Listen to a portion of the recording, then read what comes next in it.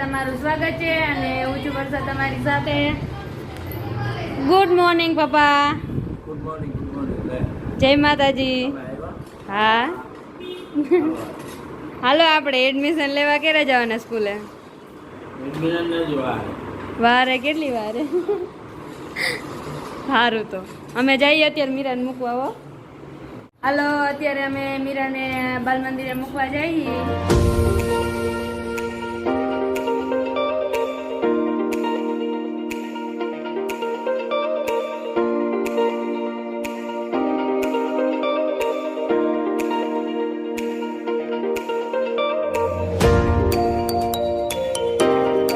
હાલો હવે અમે મીરાના બાલ મંદિરે પહોંચી ગયા છીએ. આ મીરાનું બાલ મંદિર છે અને આ એનો ક્લાસરૂમ છે. બહુ મસ્તનો એનો ક્લાસરૂમ સજાવ્યો છે અને મીરાને બધા અહીંયા રોજ ભણે છે. અને મીરા બેસી ગઈ છે ખુરશીમાં. એને તો રોજ એવું કે ટીચરની બાજુમાં ખુરશી રાખીને જ બેસવું ગમે. માતાજી ટીચર. આવો આવો. અત્યારે વાગી ગયા છે 12:30 અને બપોરો કરવાનો ટાઈમ થઈ ગયો છે. તો હાલો બધાય બપોરો કરવા.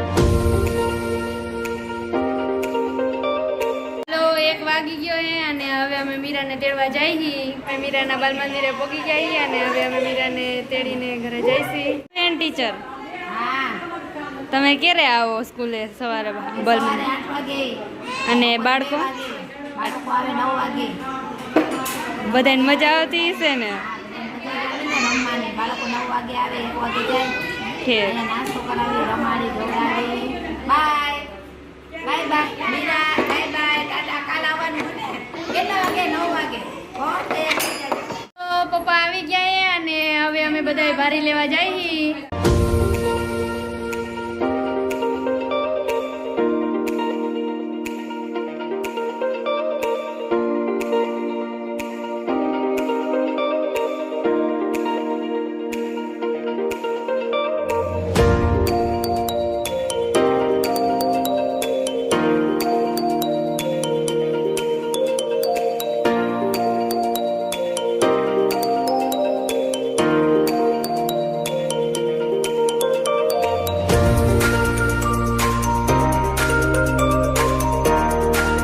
પૂરી વજન થઈ ગઈ બાર.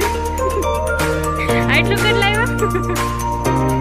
Good evening guys. અત્યારે વાગી ગયા છે 4 અને બધા ઉઠી ગયા છે અને હવે રેકડી ભરાઈ ગઈ છે.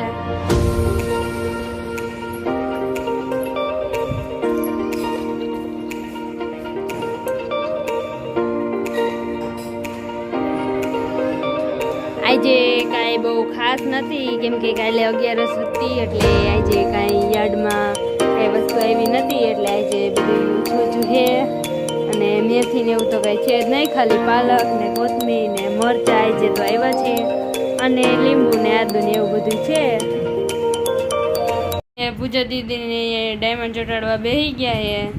મહિનો પૂરાઈ ગયો છે અને હવે હું ડાયમંડ ચોટાડવા બેસી જાઉં. હવે કાલે રજા હતી અને હવે તો આજે કામ પૂરું થઈ જશે અને કાલે દઈ દેવાનું. પછી પરમ દીઠ નવું કામ આવશે કેમ કે શેઠ છે એ બહાર ગામ ગયા છે. મીરા અહીંયા ઢીંગલી લઈને રમે હે. મીરા બાલ મંદિર ગઈ હતી આજે? કેવી મજા આવી તને બાલ મંદિરે? તો રોતી હતી કા ગઈ ત્યારે? પછી આવવા ટાણે તો નથી રોતી?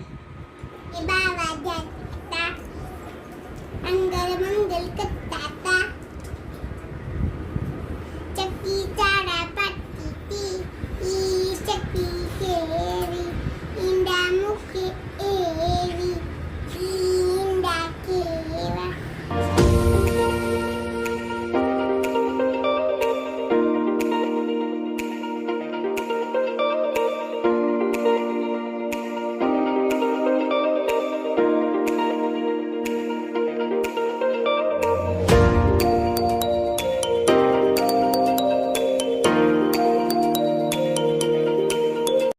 મીરા ને પૂરી રમકડાથી રમવા માંડ્યું છે.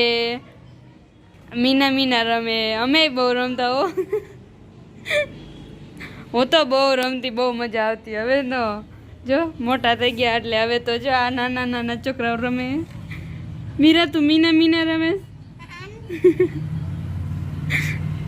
જેનું નામ હોય ને ગમે એટલા જણા રમતા હોય તો બધાનું નામ મીનાબેન જ હોય, કાંઈ બીજું નામ નહીં પાડવાનું, બસ એક મીનાબેન ફેમસ થઈ ગયા એટલે એ જ નામથી બધા બોલાવે, મીનાબેન મીનાબેન મીનાબેન.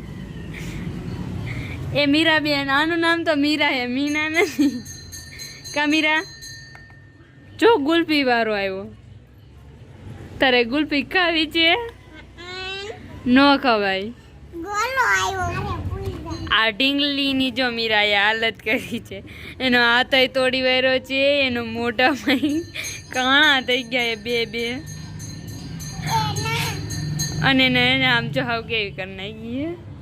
આ મીરા સિવાય કોઈ નથી, એને આવી જ હાલત મીરાએ કરી. મીરા તને કહો કે આવું કર્યું હોય તો તને માર્યું હોય, તાર મોઢામાં કાણા કરી નાખ્યા હોય તો.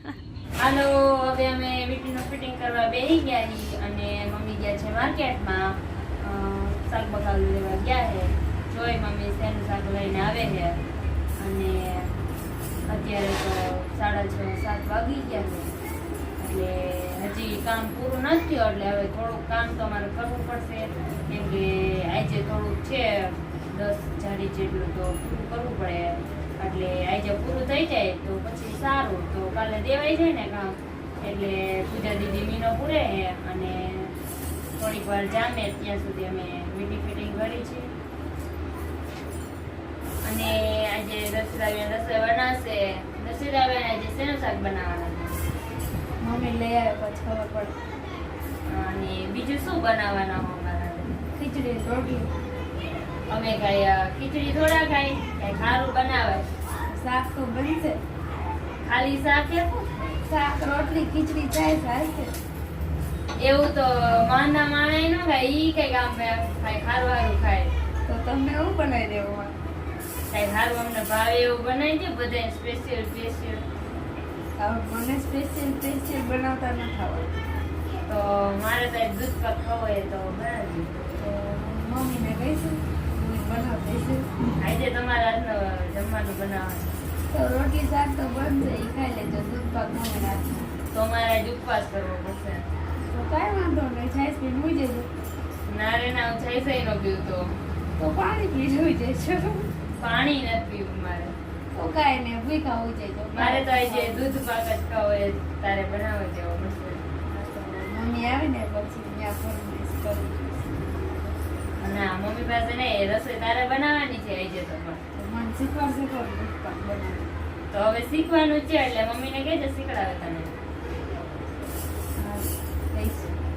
હાલો, હવે વિડીયોનો એન્ડ થાય છે. જો તમને મારો આ વિડીયો ગમ્યો હોય તો વિડીયોને લાઈક કરજો, શેર કરજો અને સબસ્ક્રાઈબ કરજો. અને વિડીયો કેવો લાગ્યો એ કમેન્ટમાં જરૂર કહેજો. અને કાલે આપણે મળીએ એક નવા બ્લોગ સાથે. ત્યાં સુધી બાય બાય.